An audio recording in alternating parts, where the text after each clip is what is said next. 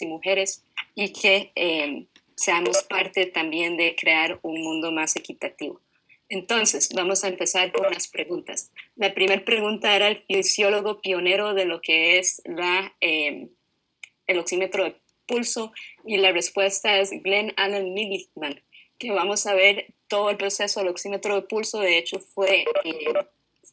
los fondos vinieron del gobierno estadounidense, de lo que es el ejército, porque cuando empezaron a haber aviones que aumentaban, digamos, la altura, vamos a ver que eso tiene un efecto sobre la presión parcial de oxígeno y que esto tiene un efecto sobre lo que es el transporte de oxígeno, ¿okay? El intercambio.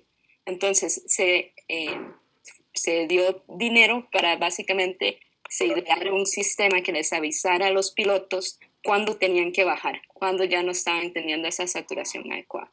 Entonces, amazing, me encanta la historia de la medicina. Ahí me van a ver en la cátedra de historia.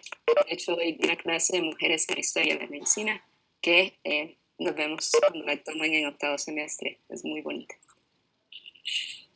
La segunda pregunta es sobre los colores adoptados por el movimiento feminista, y el color que no corresponde es el color rojo. De hecho, lo que son los otros colores, el morado es el color de las vacunas. Recordemos que también es un movimiento que tuvo que ver mucho con lo que es la adquisición del derecho a votar, y el color morado se dice que era la honradez de la sangre de las mujeres que estaban buscando votar. El color blanco es adoptado también, y el blanco simboliza la honradez de lo que es la vida privada y la vida política que aspiran a tener las mujeres, y el color verde está asociado con lo que es un renacimiento, una nueva esperanza en el camino, que es lo que busca el movimiento feminista. ¿Ok? Pero bueno, vamos a seguir con la última pregunta, que sí tenía que ver con fisiología. Vamos a ver por acá. La pregunta nos decía que qué está ocurriendo con la presión transmural durante la inspiración. ¿Ok? Entonces, vamos a ver en esta diapositiva de acá, que es de la clase pasada, que durante la inspiración la presión transmural se está haciendo más positiva, como estamos viendo acá. Durante la inspiración la presión transmural se hace más positiva. Recordemos que la presión transmural es lo que se encuentra, la presión alveolar menos la presión pleural, intrapleural. Entonces, en este caso, la presión intrapleural se hace más negativa y la presión alveolar también se hace más negativa, pero al ser una suma, al final la presión transmural se está convirtiendo en más positiva. Y es importante que ustedes sepan y distingan entre la presión transmural y la presión intraalveolar, y que si yo les pregunto qué ocurre con la presión transmural durante la inspiración, ustedes me pueden decir que está aumentando, y si les pregunto con la presión intraalveolar, me pueden comentar qué está pasando. ¿Ok? ¿Tienen alguna pregunta con esto? Lo vimos en la clase pasada. Ok. Bueno, también sé que tienen examen el miércoles, sé que probablemente quisieran no tener que estarme poniendo atención, pero sí les recomiendo que tomen el espacio, distráiganse de cardio y enfoquémonos en respi. Esta clase es súper bonita, entonces la van a disfrutar. Además, les recuerdo nada más lo que es el tiempo que ustedes están aquí en clase, aprovechenlo, no estén mandando correos, no estén en horas consultas, sino que estén presentes en la clase, por favor. ¿Ok? Bueno, vamos entonces a empezar con lo que es la clase del día de hoy, que vamos a hablar de lo que es el transporte y lo que es el intercambio de gases. Primero con el intercambio y posteriormente con el transporte.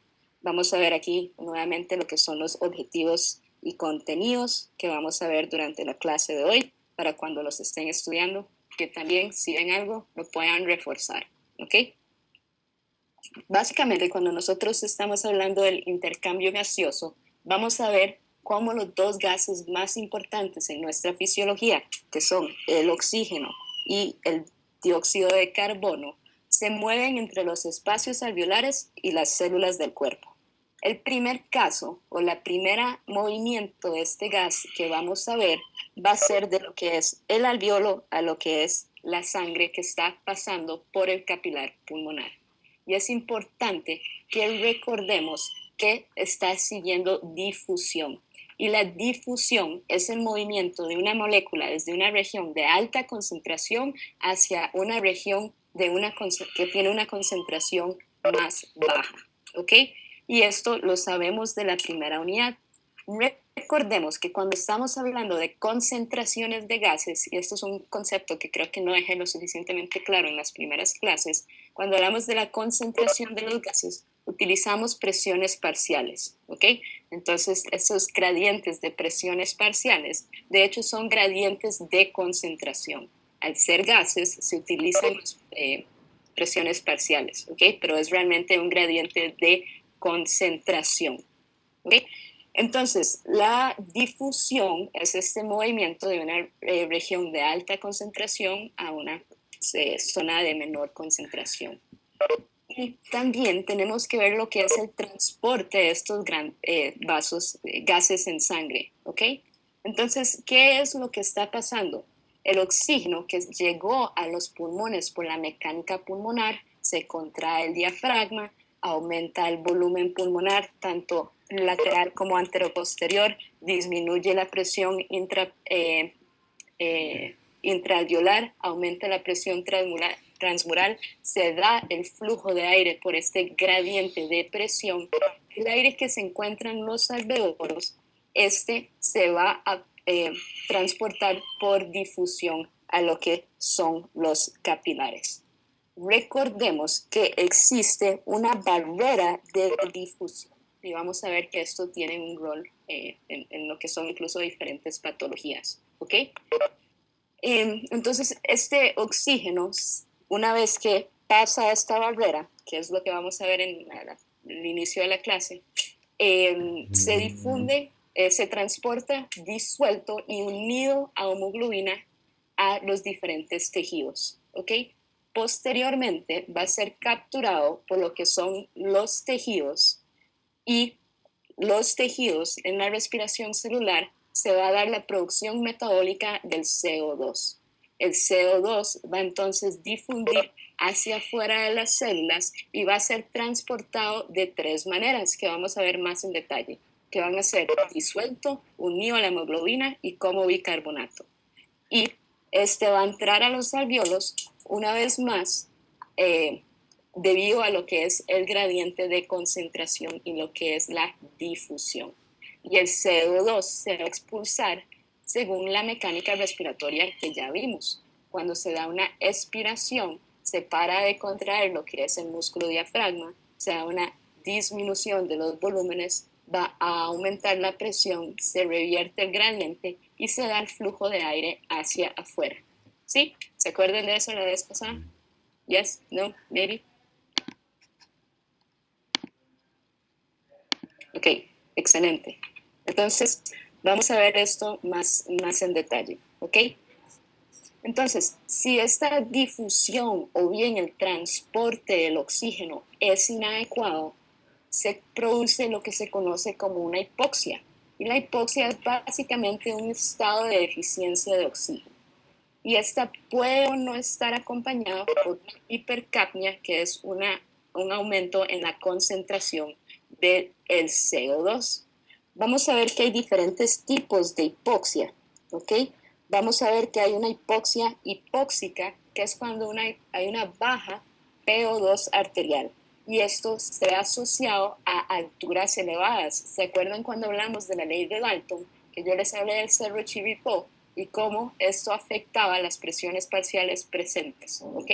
Esto puede llevar a una hipoxia hipóxica, es decir, se define con que tiene una PO2 arterial baja.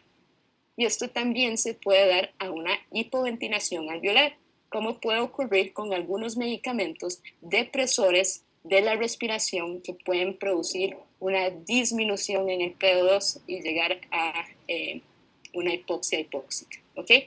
También una disminución en la capacidad de difusión y también lo que es la relación ventilación-perfusión, que vamos a hablar más de ella el jueves, no es equilibrada. ¿Okay?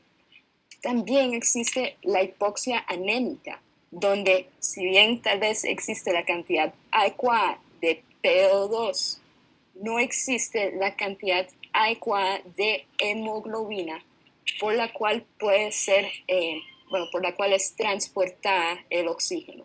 Y al haber una disminución en la cantidad de oxígeno unido a la hemoglobina, se da una hipoxia anémica.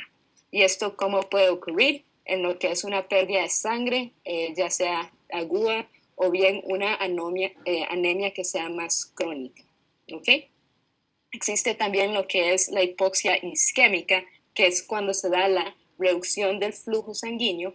Entonces, por ejemplo, lo que puede ocurrir en la insuficiencia cardíaca, cuando hay hipoxia en todo el cuerpo, o bien cuando existe un shock, que hay una hipoxia periférica, ¿ok? Y eso lo van a ver más en detalle más adelante, ¿ok?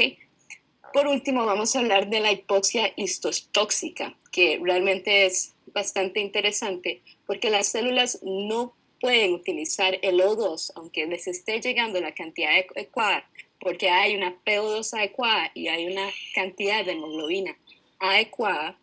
Las células no pueden utilizar el CO2 debido a una intoxicación. Y el más frecuente, como conocido, es la intoxicación con cianuros, pero también existen otros venenos metabólicos. Entonces, si a ustedes les llega un paciente con intoxicación por cianuro, tiene una hipoxia. Una hipoxia, entonces sabemos que sería histocística, le está llegando suficiente oxígeno, pero las células no lo están utilizando. Entonces, estos son los diferentes tipos de hipoxia. Posteriormente, vamos a hablar un poquito de lo que es ventilación pulmonar total, lo que es la frecuencia respiratoria normal, el espacio muerto anatómico y la ventilación alveolar. Y esto ya lo vimos en la clase pasada. Entonces, le voy a preguntar a alguno si se acuerda de la fórmula de ventilación pulmonar total. Por favor, si quieren abrir el micrófono, sería súper.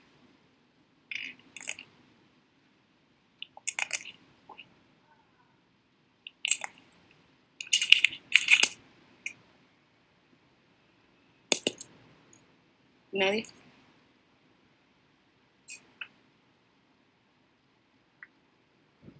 Bueno, por si van buscando los apuntes como para los siguientes conceptos, voy a dar yo la ventilación pulmonar total. La fórmula para la ventilación pulmonar total va a ser la frecuencia respiratoria por lo que es el volumen corriente.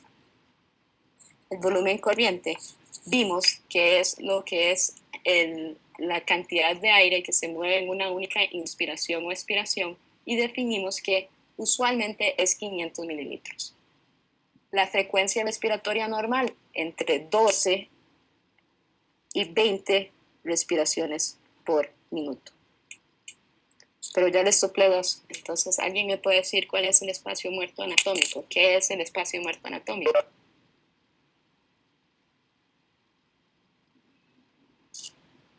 Es el espacio que está entre las vías aéreas superiores.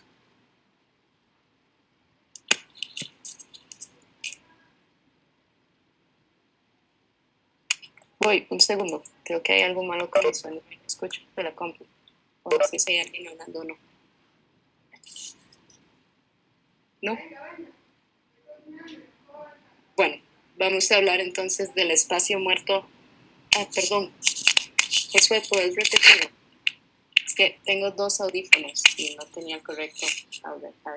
Que si es el espacio que está entre, que está en las vías respiratorias superiores, que no tiene que ver con el intercambio, sino que es para mantener pues abiertas las vías. Correcto, el espacio muerto anatómico, o lo que es el volumen que se encuentra en el espacio muerto anatómico, es ese volumen de aire que no está sujeto a intercambio gaseoso, porque se encuentra en estas vías de conducción que no tienen el epitelio adecuado, especializado para permitir la difusión de gases. Recordemos que el espacio muerto anatómico es de aproximadamente 150 mililitros, ¿ok? Y que la ventilación alveolar, a diferencia de la ventilación pulmonar total, va a tomar en cuenta lo que es el espacio muerto anatómico. ¿ok? Entonces, recordemos que la ventilación alveolar es igual a la frecuencia respiratoria por, y aquí va a ser la diferencia, el volumen corriente, menos el volumen que se encuentra en el espacio muerto anatómico, ¿ok? Y estos son conceptos importantes que vamos a ver. Denme un segundito para ver si puedo arreglar algo.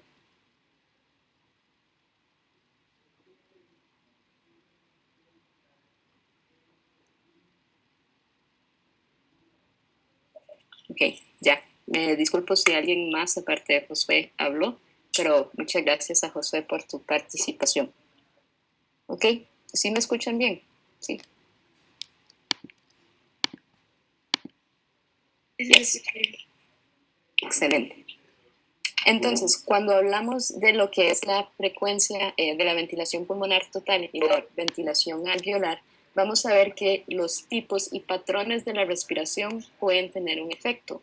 Entonces, vamos a ver que la eupnea es básicamente un patrón de respiración normal, que tienen ustedes ahí sentados, ¿ok? Entonces, no hay esfuerzo de músculos accesorios, realmente es una respiración tranquila, ¿ok? Una respiración normal en reposo. Vamos a ver que la hipernea se define como un aumento en la frecuencia respiratoria o el volumen minuto, y el volumen minuto es igual a la ventilación pulmonar. Esto se conoce también como volumen minuto. ¿Ok? En respuesta a un aumento en el metabolismo. Entonces, por ejemplo, cuando hacemos ejercicio, va a haber un aumento en la frecuencia respiratoria, en cuánto volumen está ingresando, pero hay un aumento en el metabolismo. ¿Y esto por qué lo diferenciamos o por qué enfatizo en esto? Porque esto es diferente a la hiperventilación, donde hay un aumento en la frecuencia respiratoria o el volumen minuto, pero no hay un aumento del metabolismo. Entonces, esto podría ser, por ejemplo, los cuadros que presentan los pacientes con una hiperventilación, ¿ok? O si soplamos dentro de un globo, ¿ok? Donde no va a haber un aumento en el metabolismo, pero está aumentando lo que es el volumen minuto. La hipoventilación es la disminución de la ventilación alveolar, y esto se puede dar si nosotros respiramos de una manera muy superficial, si el paciente está con una crisis de asma, o también en lo que es la enfermedad pulmonar restrictiva, que van a ver más en fisiopatía. ¿Ok? Taquipnea, ¿qué es? Es una respiración rápida, donde aumenta la frecuencia respiratoria, pero no aumenta la profundidad respiratoria, como ocurre en un jadeo. Disnea es dificultad respiratoria, ¿ok? Entonces, disnea no es un diagnóstico, sino que es un signo, que es la de dificultad respiratoria. Y posteriormente tenemos apnea, que es la interrupción de la respiración, o cuando nosotros sostenemos el aire, o en algunos medicamentos que pueden incluso deprimir al punto de interrumpir completamente la respiración. ¿Y esto por qué es importante? Porque lo que es el tipo y el patrón de la respiración va a tener un efecto sobre lo que es la ventilación pulmonar total y lo que es la ventilación alveolar. Vean por acá, si nosotros tenemos un paciente, y este sería como el que hicimos la semana pasada, un paciente normal, ¿ok? Con un volumen corriente de 500 mililitros, una frecuencia respiratoria de 12. Si nosotros aplicamos las diversas fórmulas, vamos al final a obtener que esta es la ventilación pulmonar total, esta es la ventilación alveolar, y lo que es el aire fresco en los alveolos es básicamente 500 menos menos esos 150 que son del espacio muerto anatómico. Veamos si tenemos una respiración más superficial, pero con mayor frecuencia. Entonces, si yo fuera a hacer esto, igualmente, esto me daría 6,000 mililitros por minuto. ¿Qué estaría ocurriendo con lo que es el aire fresco en los pulmones? Ya no estoy partiendo de un volumen corriente de 500, sino que estoy partiendo de un volumen corriente de 300. Entonces, el aire fresco que está llegando a los pulmones es de 150 mililitros. 150 porque le estoy restando esos 150 del espacio muerto anatómico. Entonces, si nosotros fuéramos a realizar y encontrar la ventilación alveolar, ¿cuánto nos daría? Nos daría mucho menos, aunque la frecuencia respiratoria sea mayor. Entonces, sería básicamente 300 menos 150, que es 150, por 20. Y eso nos va a dar 3000. Entonces, vean que lo que es el patrón respiratorio tiene un efecto sobre lo que es la ventilación alveolar, aunque no necesariamente lo tiene con la ventilación pulmonar total. Y les dejo este de tarea para que vean, y es importante que reconozcan el efecto que puede tener la profundidad y la frecuencia respiratoria. ¿Ok? ¿Queda claro esto? ¿Lo van a hacer de tarea? Probablemente el miércoles después del examen, el jueves, pero háganlo. ¿Ok? Vamos a hablar entonces de lo que es la difusión. ¿Ok? Entonces, ya por ahí comenté y recordé que la difusión es el movimiento de una molécula desde una concentración, desde una área de mayor concentración hacia una área de menor concentración. Entonces, son realmente gradientes de concentración y se miden con presiones parciales por ser gases, pero son gradientes de concentración, no de presión. Veamos y recordemos que cuando viene la sangre venosa y llega a lo que es el alveolo, la PO2, es decir, la concentración de oxígeno en esa sangre es de 40 milímetros de mercurio, mientras que en los alveolos, donde está hay todo el flujo de aire y está llegando el aire de la atmósfera, tenemos que la PO2 es de 100 milímetros de mercurio.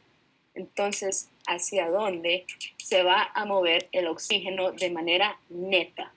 Se va a mover hacia la sangre que está pasando por ese capilar. Y en efecto, eso es lo que ocurre.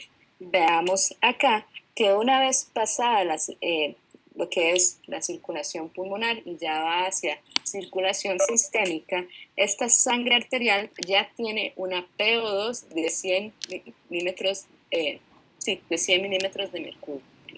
¿Ok? Y ese intercambio se dio según el gradiente de concentración. Eso es primera unidad, flashbacks para better for worst, pero esto es de la primera unidad. ¿Queda claro? ¿Sí?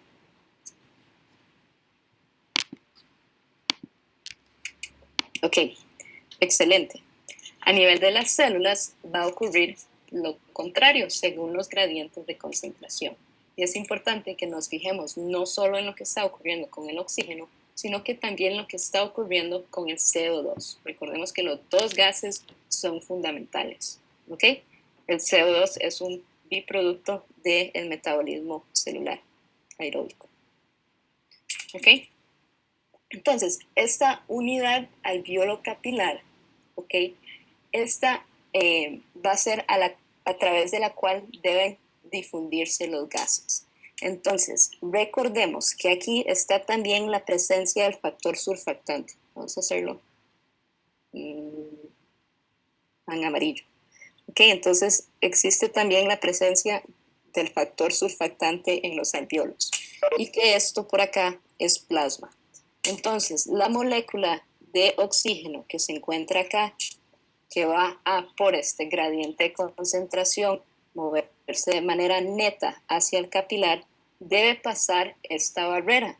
Y esta barrera está hecha, está conformada por lo que es el factor surfactante, lo que son las células neumocito tipo 1, su membrana basal que está unida a la membrana basal del epitelio capilar, el endotelio capilar, perdón, vamos a tener el endotelio capilar y lo que es el plasma. Y el oxígeno debe difundirse hasta llegar a lo que es la hemoglobina. ¿Ok? Entonces, esta unidad alveolo capilar puede verse afectada y va a afectar lo que es la difusión de estos gases. Y recordemos que hay un área de superficie enorme, de unos 50 a 100 metros cuadrados. Entonces, puede verse afectada también por lo que es el área de superficie. Y esto nos va a recordar de lo que es la velocidad de difusión de la ley de Fick. Y la velocidad de difusión, nosotros vamos a ver que es proporcional a lo que es la superficie disponible, a lo que es el gradiente de concentración y a lo que es la permeabilidad en la membrana. Y que es inversamente proporcional a la distancia al cuadrado. Y eso hace sentido, entre más espacio tenga que pasar, más lento va a ser. Entre más superficie haya, más rápido va a ser. Entre mayor sea ese gradiente de concentración, mayor va a ser la velocidad e igual con la permeabilidad de la membrana. Entonces nosotros podemos ver que hay diferentes maneras o patologías que pueden afectar al final lo que es la difusión de los gases porque afectan una de estas variables. Y es lo que vamos a ver en un segundito. ¿Tienen alguna pregunta hasta ahora?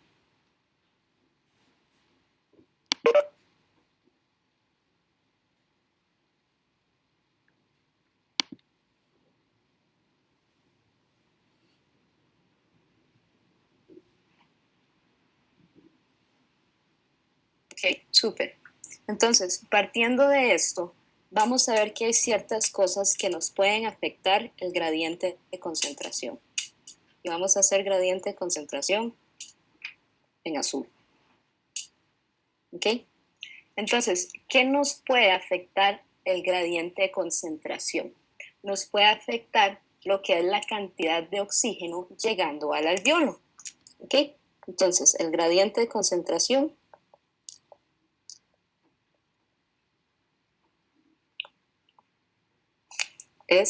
lo afecta lo que es la cantidad de oxígeno llegando al alveolo.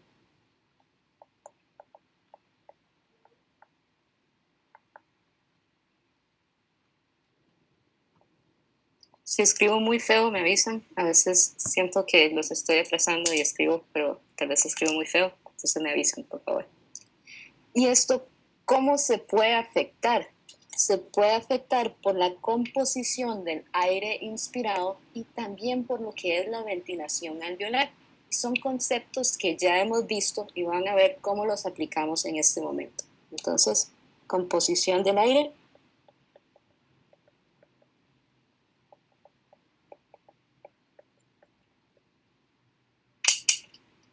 Y vamos a tener también lo que es la ventilación alveolar. La ventilación alveolar, ¿por qué puede ser afectada?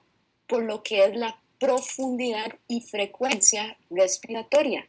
Y hace sentido, es lo que acabamos de ver en el cuadro. ¿Ok? Entonces, esto está afectado por lo que es la frecuencia y profundidad.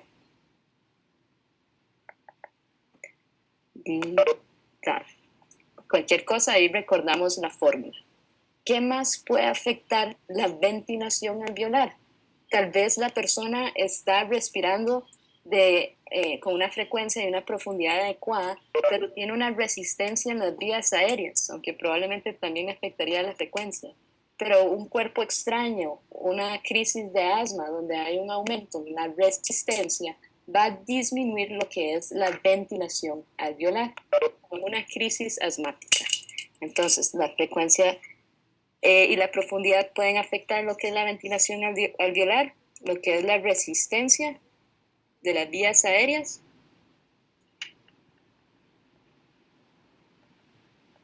Y por último, vamos a tener que la distensibilidad del pulmón también puede afectar lo que es la ventilación pulmonar.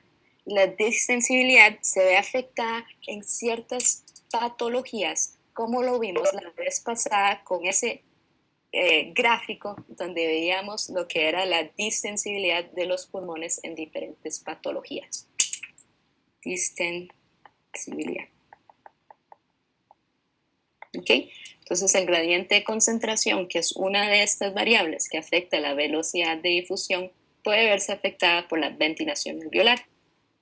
¿Queda claro este lado del mapa conceptual?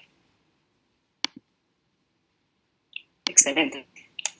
La composición del aire inspirado. ¿Cómo puede ser afectado? Recordemos la ley de Dalton. Ley de Dalton. Dalton va con mayúscula. ¿Ok? La ley de Dalton, ¿qué nos comentaba? Nos refiere que la presión parcial de un gas, ¿ok? ¿Cuánto PO2 va a estar en ese aire inspirado? Va a ser igual a lo que es la presión atmosférica. Recordemos que hay que restarle la presión de la humedad, del vapor de agua, por lo que es el porcentaje de gas. Entonces, ¿cómo esto aplica en el día a día? Al aumentar la altitud, la presión atmosférica disminuye. Entonces, si en Junquillal, que es mi playa favorita, a nivel del mar la presión atmosférica es de 760 y hacemos todo el cálculo, nosotros vamos a obtener que la presión parcial de oxígeno a nivel del mar es de 154 milímetros de mercurio. ¿Y esto cómo lo estoy haciendo? Voy a escribírselos por acá. 770, bueno, esto sería at Junquillal. ¿Ok? Entonces aquí sería 760. En este caso utilizamos que el vapor de agua es de 24 y el porcentaje igual es de 0.21. Entonces, la presión parcial del oxígeno a nivel del mar es de 154 milímetros de mercurio. Pero, ¿qué pasa a nivel del Cerro Chirripó? Donde en vez de tener una presión atmosférica de 760 milímetros de mercurio, vamos a tener una presión atmosférica menor, que va a ser de hecho de 669 milímetros de mercurio. Entonces, at Chirripó, entonces no sería 760, sino que sería 669 menos 24 por 0.21. Y si nosotros hacemos esto, nos da que la presión parcial del mismo gas que se encuentra en un mismo porcentaje, igual va a ser bastante menor. Vean acá, tenemos 135 en el punto más alto de nuestro país y 154 en lo que es la costa. Entonces, esto va a tener un efecto, va a afectar la composición del aire inspirado. Este va a tener un menor gradiente de concentración con la sangre venosa que este individuo de acá. ¿Hay alguna pregunta? Kimberly, no sé si fue por error o si tenés alguna duda.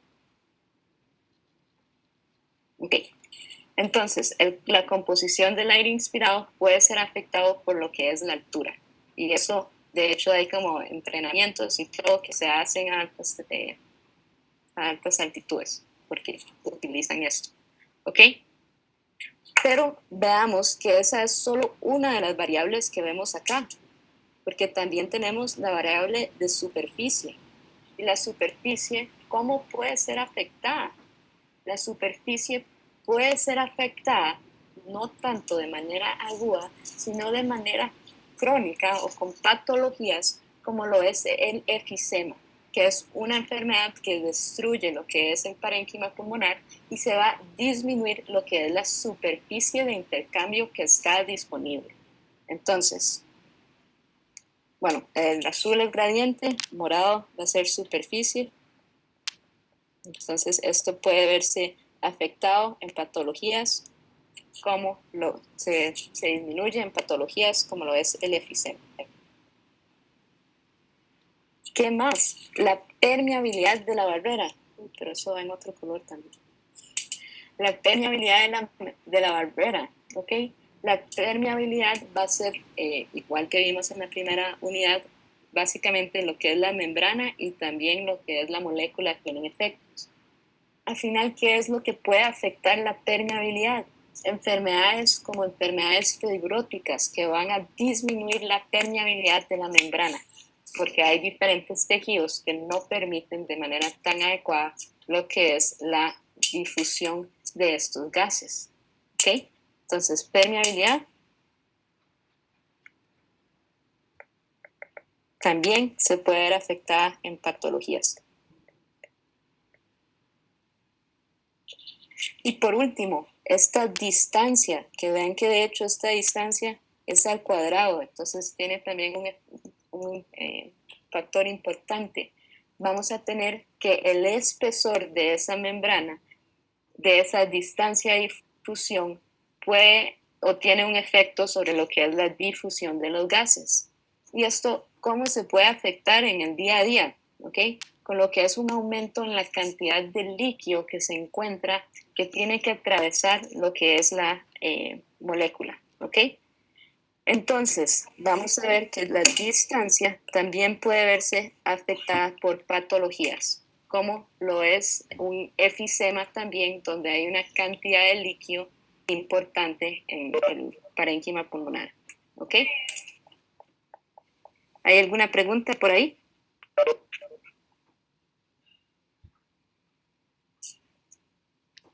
¿Todo bien con esto? All right. Excelente. Y básicamente acabamos de armar este mismo diagrama, pero háganlo ustedes también como cuando están estudiando.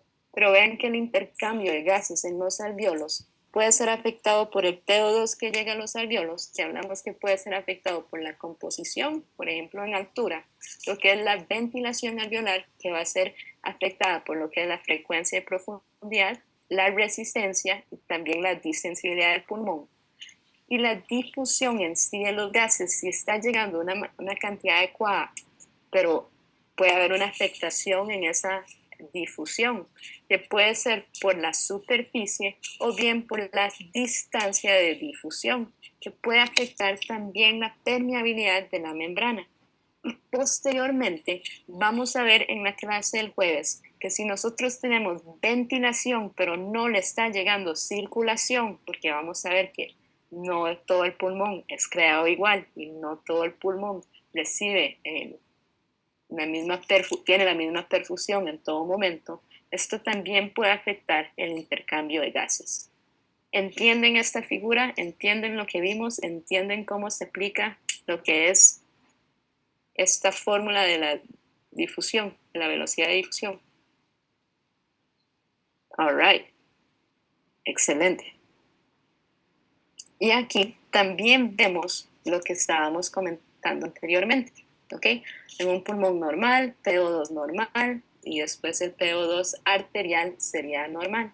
En un efisema, donde hay destrucción, hay menor superficie, entonces hay una menor PO2. En la fibrosis hay menor distensibilidad. En el edema hay mayor cantidad de un líquido, hay un aumento en la distancia de difusión y en el asma está aumentando lo que es la resistencia. ¿Ok?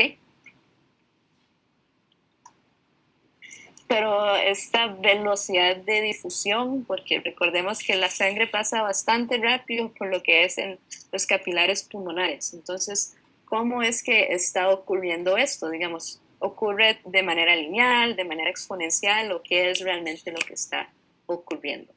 Realmente se define que se llega a lo que es la PO2 capilar, es decir, de 100 milímetros de mercurio en lo que es el primer tercio a través del capilar, que para mí es amazing. ¿Okay? En el primer tercio, vean que ya está llegando a lo que es la PO2 capilar y se llega a un equilibrio. En este punto de equilibrio igual hay movimiento de moléculas, pero no hay un movimiento neto de moléculas. ¿Ok? Entonces no hay más intercambio. Y esto se da en el primer tercio cuando pasa por el capilar pulmonar. ¿Ok? Entonces, esto que está acá, no hay movimiento neto. ¿Ok? Cuando ya se llega a este punto de PO2 de 100, se alcanza el equilibrio y no va a seguir aumentando. ¿Quién más cree que es mind blowing que ocurre en el primer tercio de los capilares? ¿Aprendieron algo hoy? Mind blowing. Excelente. Y eso sería básicamente la primera parte de la clase, ¿okay? En la cual hablamos de las diferentes variables que pueden afectar ese intercambio gaseoso. Y es importante que cuando lo estudien se sienten y vean las diferentes variables y cómo pueden ser afectadas. Y esto realmente es la primera unidad aplicándola a la unidad de fisiología respiratoria. ¿Ok? Para la segunda mitad de la clase vamos a tomar un break. Vamos a tomar un break de hoy 15 minutos y volvemos entonces a las 58 para iniciar, ¿okay? Con la segunda parte que es transporte de gases. Antes de ya irnos, ¿hay alguna pregunta con la primera parte de la clase? ¿Están despiertos? All right. Excelente. Entonces nos vemos en 15 minutos.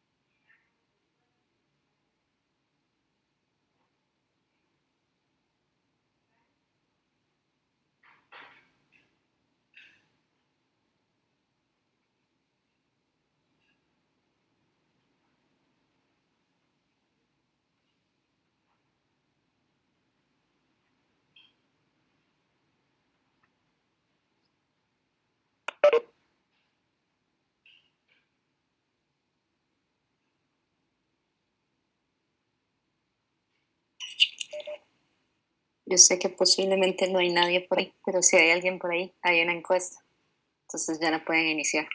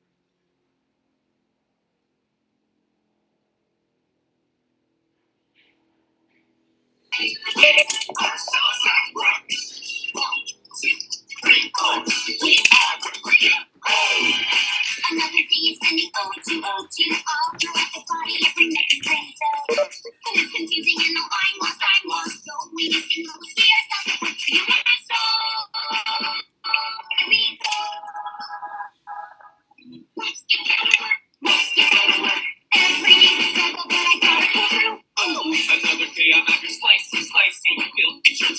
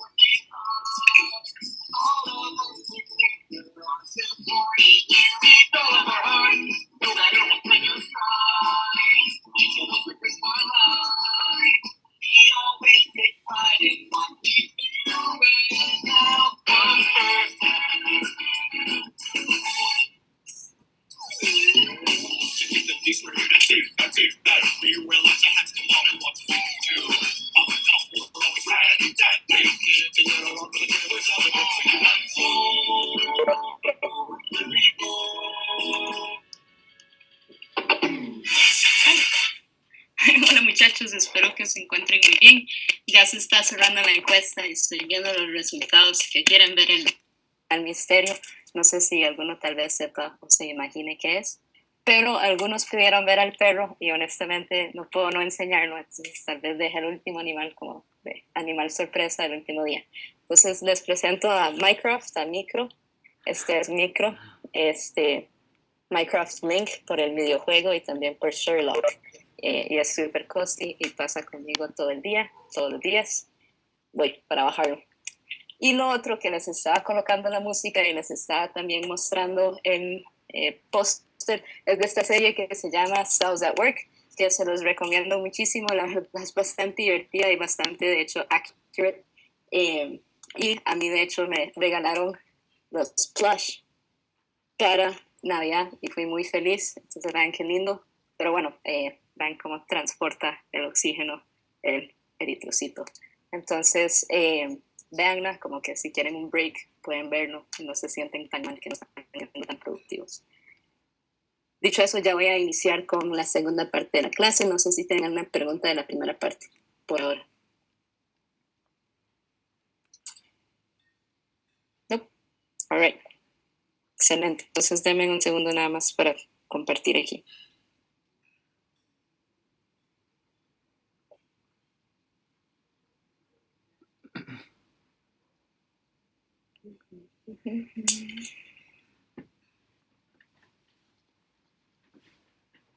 Ahora voy a pasar con la canción de Thousand Work todo el día. But it's okay, vale la pena. Recomiendo que terminen el día viendo. Voy para hacer el sondeo. Ok. Entonces, vamos a hablar de lo que es el transporte de los gases en sangre, ¿ok? Y recordemos que los gases que vamos a hablar de este transporte es no solo del oxígeno, sino también de lo que es el CO2. Y los dos son sumamente importantes y tienen diferentes maneras de ser transportados. No sé si a alguien se le ocurre y le gustaría compartir conmigo cómo se transporta el oxígeno. Eso porque hay dos maneras y una sé que la sé y la otra probablemente la sepan. Pero, ¿cómo se transporta el oxígeno?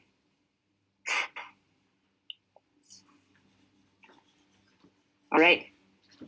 Sé que lo saben, pero el oxígeno se va a transportar con lo que es unido a la hemoglobina, también un pequeño porcentaje disuelto en plasma. Y ese pequeño porcentaje disuelto en plasma, de hecho, es menos de un 2%. Entonces, la hemoglobina va a ser donde se transporta prácticamente el 98% del oxígeno. Y menos de un 2% va a ser disuelto en plasma. Disuelto. Ahí me disculpan, como errores, pero ustedes entienden. Mientras que el CO2 es de 3 maneras que se transporta. ¿Alguien sabe alguna de ellas? Hemoglobina, dice alguien por ahí. Entonces sí, se une a la hemoglobina. ¿Qué más? Voy a quitar eso porque parece un más. Como bicarbonato, súper. Y la otra manera en la cual se transporta el CO2 es también disuelto en plasma. Y vamos a ver que es un mayor porcentaje disuelto en plasma, que de hecho es un mayor porcentaje. ¿Cuáles son estos porcentajes de transporte de dióxido de carbono? Unido a la hemoglobina, en lo que se conoce como carba-aminoglobulina, es aproximadamente un 23%. Lo que es el bicarbonato va a ser la gran mayoría con un 70%, y esto va a tener también un rol en la regulación ácido-base.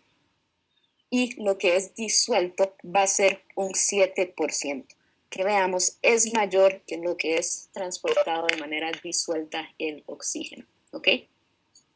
Básicamente el transporte de los gases no es igual para ellos, ¿ok? Y vamos a ver las diferencias y vamos a ver que se pueden explicar por la solubilidad de estos gases. Entonces, veamos acá a qué nos referimos con solubilidad. ¿Ok? Un segundito. Perdón. Ok, entonces la solubilidad es la facilidad con la cual un gas se disuelve en un medio líquido, en este caso sería en la sangre. Si un gas tiene una solubilidad alta, un gran número de partículas pasan a la solución líquida y se disuelve. Mientras que un gas con una solubilidad más baja, un menor va a ser un pequeño número de partículas los que van a pasar a la solución líquida y se disuelven. Entonces, la solubilidad es básicamente la facilidad con la cual un gas se disuelve en un líquido. Entonces, veamos acá, en estos ejemplos, en esta ilustración, la diferencia entre la solubilidad del gas oxígeno y de lo que es el CO2. ¿Ok? Vean acá, básicamente esto es como una ejemplificación para entender lo que es solubilidad.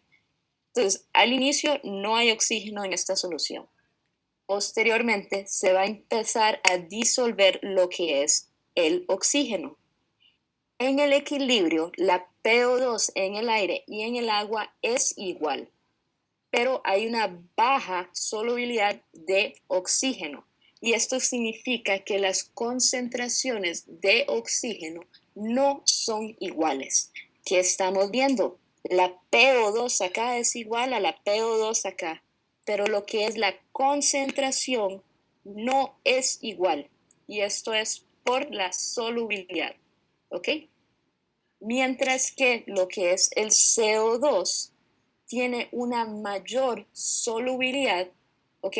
Entonces, cuando la presión parcial es igual, veamos que la diferencia entre las concentraciones es mucho menor. Hay más disuelto en el medio líquido, en el plasma, que cuando estamos hablando del oxígeno, ¿ok? Entonces, esto es importante. ¿Les queda claro lo que es solubilidad? All right.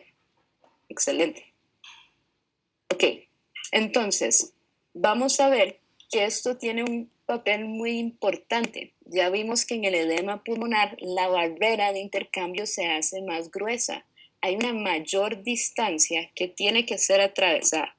Pero lo que es importante y es interesante es que en este tipo de hipoxia, va a haber una hipoxia, es decir, una disminución en la PO2, pero los niveles de CO2 sí se mantienen.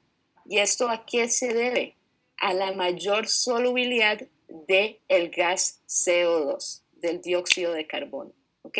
Entonces, esto tiene una implicación en nuestros pacientes con EPOC, en los cuales a veces tratamos de llegarlos a una saturación, pero no nos estamos fijando en lo que está ocurriendo con el CO2. Y eso es súper importante, siempre tenerle el ojo, ¿ok? No es solo ver el O2, ¿ok? Entonces eso es sumamente importante y también es interesante. Entonces vamos a hablar un poquito más de las maneras en las cuales se transportan estos gases. Pero hablemos un momento de lo que es la ley de equilibrio de las masas y la ecuación de Fick, que realmente no es nada nuevo, no se preocupen, do not panic. Básicamente, lo que vamos a ver es que el transporte de oxígeno arterial menos el transporte de oxígeno venoso nos va a dar lo que es el consumo de oxígeno. Y eso hace todo el sentido del mundo. No es realmente nada como tan complicado. Es, ok, lo que llevábamos menos lo que se utilizó, nos da lo que es el transporte de O2, el consumo de oxígeno. ¿Ok? ¿Eso hace sentido? Yes, no, maybe.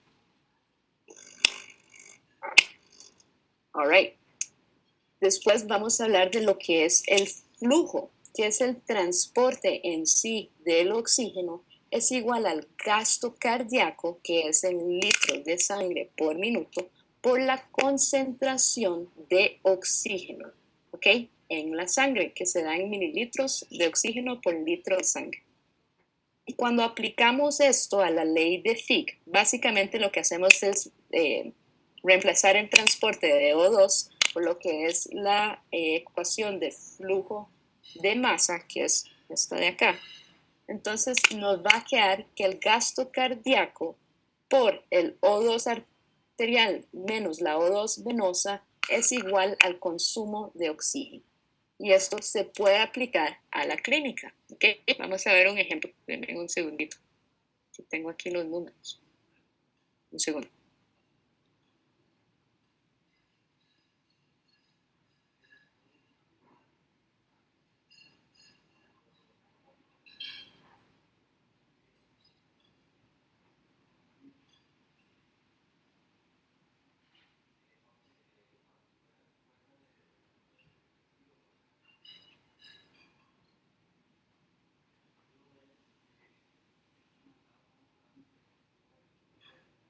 Perdón, tenía los números y no los tenía aquí al frente. Pero bueno, vamos a ver básicamente. Si nosotros tenemos que hay 200 mililitros de oxígeno por litro de sangre y sabemos que el gasto cardíaco es de 5 litros de sangre por minuto, nosotros podemos averiguar cuál es el contenido de oxígeno que es entregado a los pulmones. ¿Y cómo estaríamos haciendo esto? Básicamente estaríamos multiplicando ese gasto cardíaco por lo que es 200, que es lo que nos está diciendo está llegando a las células. Entonces, básicamente sería multiplicar el gasto cardíaco por este consumo y nos daría que se están entregando 100 mililitros de oxígeno por minuto a los tejidos. Y hay tejidos que tienen diferentes demandas metabólicas y hay diferentes circunstancias en las cuales aumentan las demandas metabólicas. Recuerden cuando hablamos de hipernea, ¿ok? Entonces, esto es importante. ¿Alguna pregunta con esta diapositiva?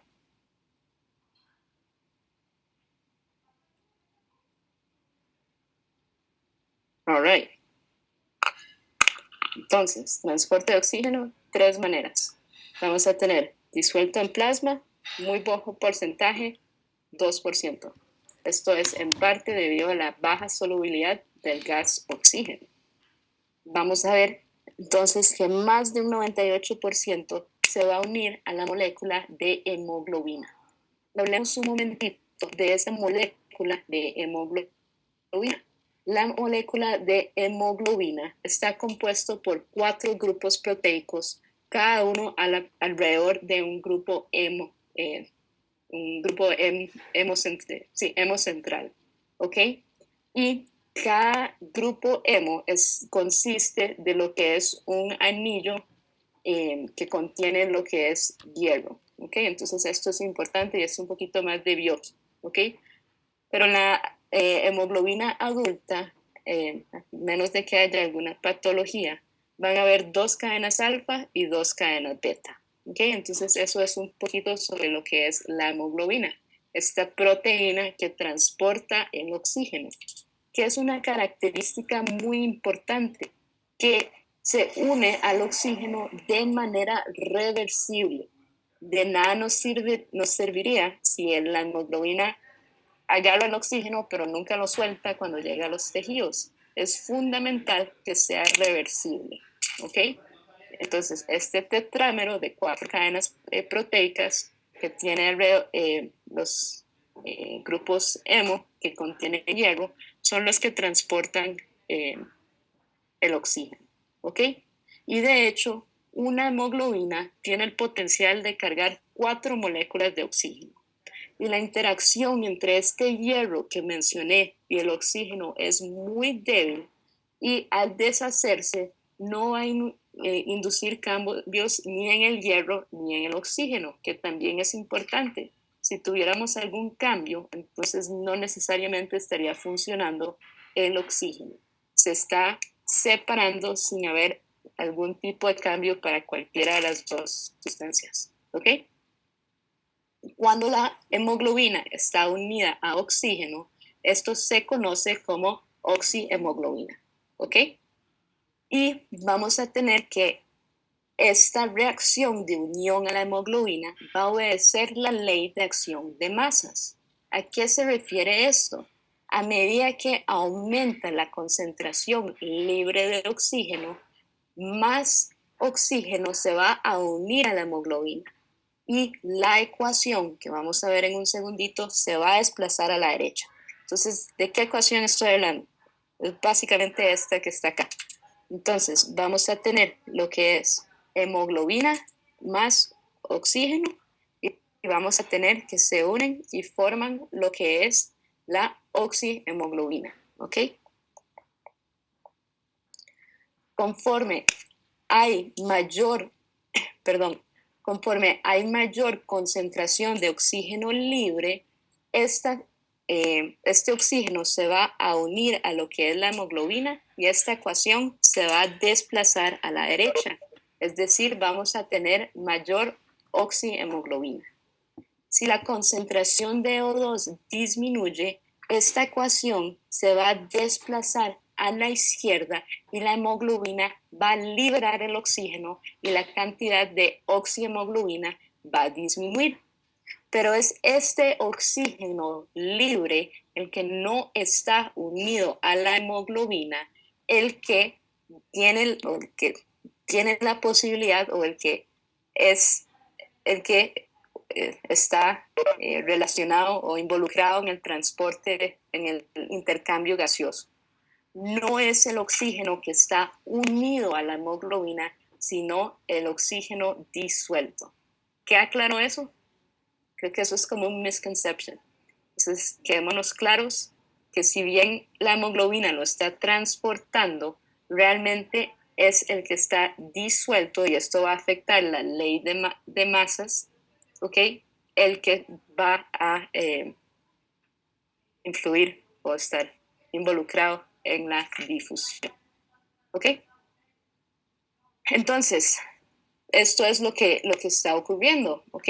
El oxígeno, los alvéolos se disuelven en el plasma, el oxígeno disuelto va a difundir hacia los eritrocitos donde se une a la hemoglobina. Los átomos de hierro se van a unir de manera reversible a los oxígenos y la transferencia de oxígeno se va a dar una vez que llegue a los tejidos por parte de lo que es disuelto, ¿ok? ¿Queda claro este concepto, chicos? All right, excelente. ¿Ok? Entonces, el oxígeno disuelto en sangre va a difundir desde afuera de los capilares sistémicos hacia las células y esta reducción de PO2 va a alterar la unión entre el oxígeno y la hemoglobina y va a desplazar esta reacción hacia la izquierda. Se liberan las células, los depósitos de oxígeno de las moléculas de hemoglobina. ¿Ok? Y esto vamos a ver que tiene que ver mucho con lo que es la curva de saturación de la hemoglobina, que es este gráfico de acá. Y es importante que reconozcamos que este gráfico es in vitro, que no es como in vivo, sino que es un modelo en laboratorio, el cual lo estudiamos y es sumamente importante. ¿Ok? ¿Les pareció interesante lo de la Segunda Guerra Mundial y el oxímetro de pulso? Para mí fue mind-blowing. Muchas cosas ocurrieron durante las guerras que no son cosas bonitas, pero hay que reconocer que son momentos de mucho avance de la ciencia, for better or worse. Pero bueno, vamos a hablar entonces de lo que es la curva de saturación de la hemoglobina, que son este gráfico de acá, y vamos a ver que hay diferentes variaciones, ¿ok? Entonces, en el eje X, ¿qué es lo que tenemos? Tenemos la PO2 y veamos que la unidad es milímetros de mercurio, ¿ok? Y en el eje Y vamos a tener el porcentaje de saturación de la hemoglobina, ¿ok? Entonces, es básicamente la cantidad de oxígeno que está unido a la hemoglobina. Y vean que tiene esta forma muy característica sigmoidea. Y esto que se traduce en la práctica, ¿ok? Si nosotros tenemos un PO2 en 100, vamos a ver que la saturación de la hemoglobina es prácticamente 100%. No llega justo ahí, pero vean que está viniendo básicamente en una meseta. Vean qué importante que es este gráfico. Vean que cuando el PO2 disminuye aproximadamente 40, la saturación, es decir, se van a estar disasociando y la saturación va a ser menor. Y esto hace sentido que cuando la PO2 estemos en la célula de reposo, haya una menor afinidad por el oxígeno, porque se tiene que dar a las células, ¿ok? Entonces, esto está ocurriendo, ¿ok? Que también es importante que notemos que es necesario una gran disminución en el PO2 para ver realmente un cambio importante en la saturación de la hemoglobina, ¿ok? Entonces, vean que es aproximadamente cuando llegamos a 90, que es lo que buscamos en el oxímetro, ya podemos ver que la PO2 está llegando a 60, 70, ¿ok? Entonces, esta es la importancia de esta curva de oxihemoglobina que se determina en el laboratorio. Y es importante que reconozcamos y entendamos esto, que hace sentido lo que es la afinidad cuando llegamos a los tejidos que tienen una PO2 de 40. ¿Ok? ¿Hace sentido? ¿Sí? ¿No? ¿Más o menos? All right. Qué bien, Daniel. Nunca dormí. Laura tampoco. Muchas gracias. Cualquier cosa igual, miércoles, sé que probablemente esta semana no, pero me escriben si quieren unas consultas. ¿Ok? Entonces, va a haber un intercambio en los tejidos y en este intercambio en los tejidos, la hemoglobina va a haber perdido un 23% de lo que es este oxígeno. Pero van a haber diferentes circunstancias que afectan la afinidad de la hemoglobina por el oxígeno. Por ejemplo, la hemoglobina fetal tiene diferentes propiedades y de hecho la hemoglobina fetal tiene una mayor afinidad por el oxígeno. Y esto hace sentido, si no, ¿cómo obtendría el oxígeno que está viniendo como por placenta y todo? Hay una mayor afinidad por el oxígeno. ¿Hace sentido? Yes, no, maybe. All right, excelente.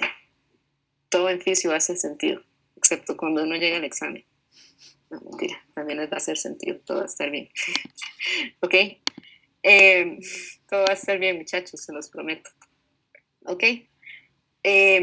Entonces, vean que esto es un efecto de, de la hemoglobina fetal, y esto hace sentido. ¿Ok? Pero también hay diferentes variables que tienen un efecto sobre lo que es la afinidad, como lo es el pH, como lo es la temperatura, como es el efecto del PCO2 y como lo es el efecto del 2,3-BPG, que es un producto metabólico.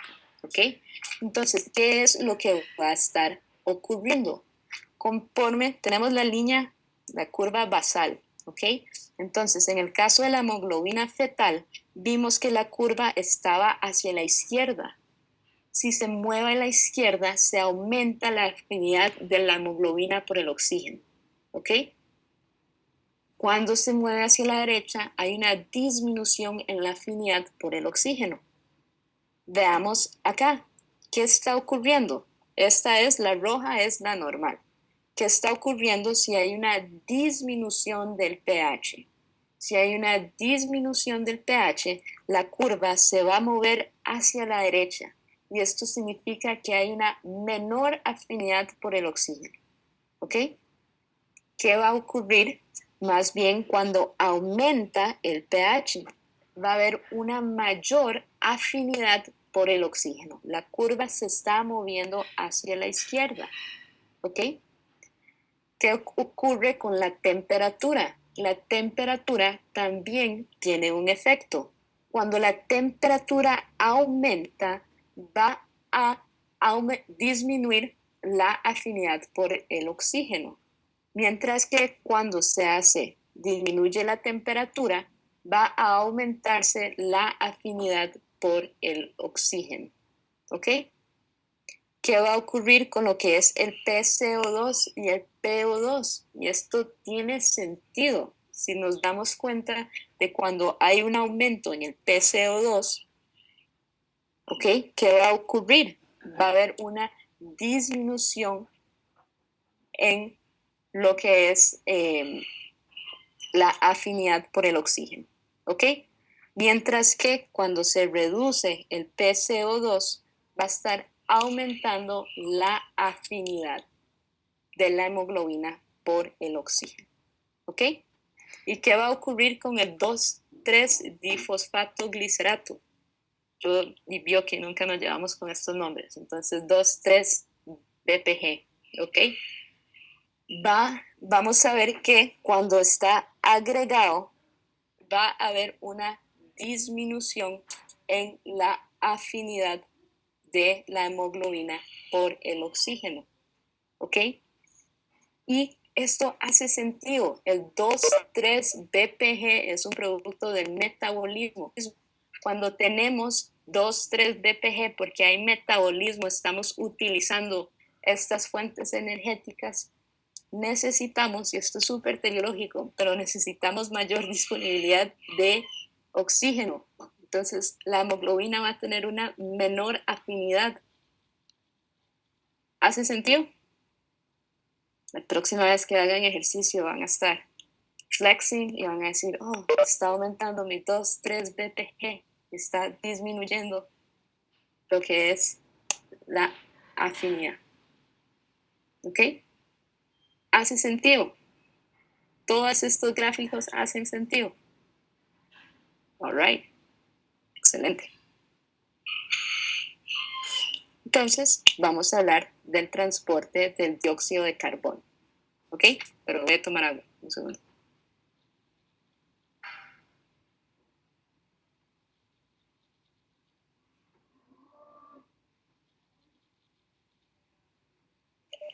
All right. Entonces, ¿cuáles eran las 3 maneras que se transportaba el dióxido de carbono? ¿Quién me da uno? Está en la pizarra ya, entonces, ok. All right. Por ahí alguien me mandó disuelto. ¿Ok? Disuelto.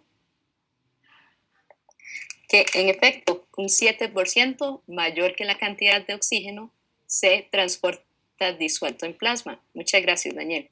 También dices que bicarbonato, y es correcto. También lo que es bicarbonato, que se conoce como carboxihemoglobina.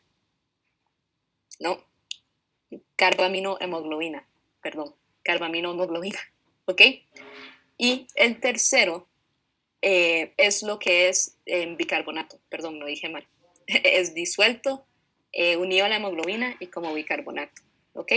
Entonces, ¿qué es lo que está ocurriendo? Y vamos a ver acá que lo que estamos viendo es la respiración celular y esto es el glóbulo rojo que está pasando por el tejido, ¿ok? Entonces, el CO2 se va a difundir fuera de las células hacia los capilares sistémicos. Y esto es por los gradientes de presión que conocemos. Y aquí voy a venirme, ay, ahí hay un error. Vamos a venirnos acá. Pero veamos estas presiones y sabemos que el PCO2 es de 46, el PCO2 en la sangre arterial es de 40 y se va a dar por este gradiente. ¿Ok? Entonces, el bicarbonato va a difundirse afuera de las células hacia los capilares sistémicos. Un 7% se va a transportar disuelto en plasma, ¿ok? Cerca de un cuarto se va a unir a la hemoglobina con la siguiente reacción, que nos va a dar lo que es la carbaaminohemoglobina, ¿ok? Y esta después se disocia en lo que es se convierte en lo que es bicarbonato y en lo que es hidrogenión, ¿ok?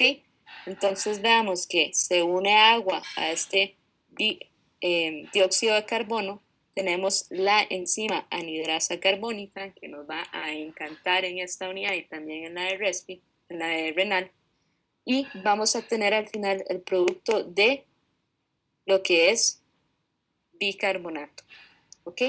Este bicarbonato se va a intercambiar con un cloruro al plasma y vamos a tener que un 70% del transporte de CO2 se da a través del bicarbonato con esta reacción que está ocurriendo, ¿ok?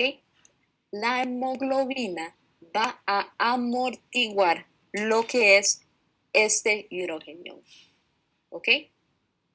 Y hay este desplazamiento con el cloruro.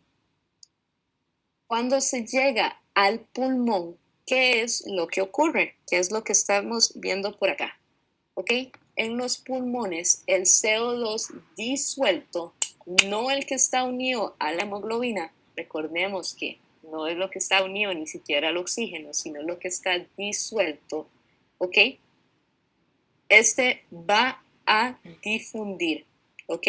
Y por la ley de acción de masas que conversamos anteriormente, el CO2 se espera, se separa de la hemoglobina y se difunde hacia afuera de los glóbulos rojos, ¿ok? Y la reacción del ácido carbónico se invierte y se lleva al bicarbonato hacia los glóbulos rojos, donde se convierte nuevamente en CO2, que posteriormente es liberado y es expulsado en la respiración. ¿All right?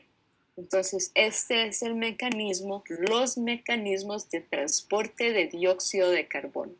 Tenemos el que es disuelto, el que se une a la hemoglobina y lo que se convierte en bicarbonato con la reacción con agua, ¿ok?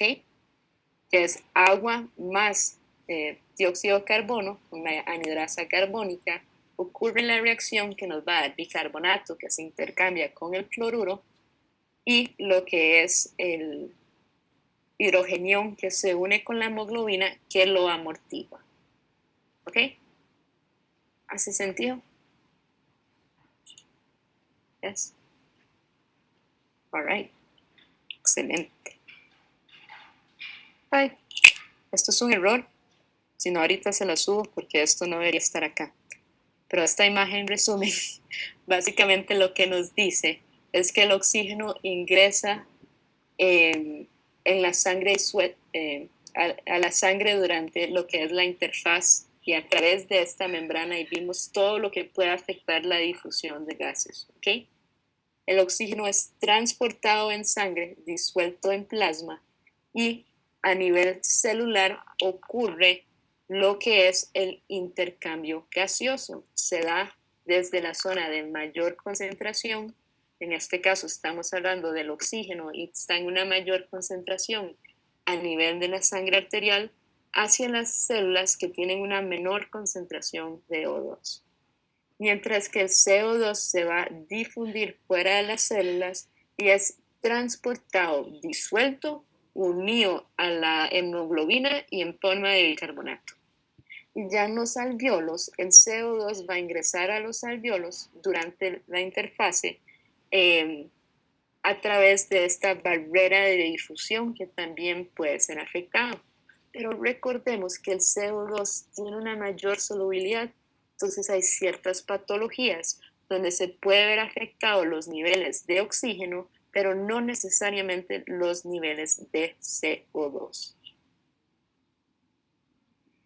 Esta clase igual fue hecha con estos libros, este más en el Silverton, pero los otros libros también son de referencia y BioRender, que utilicé el free trial para hacer estas clases y no me arrepiento. Están muy bonitos. No sé si tienen alguna pregunta o alguna duda. All right.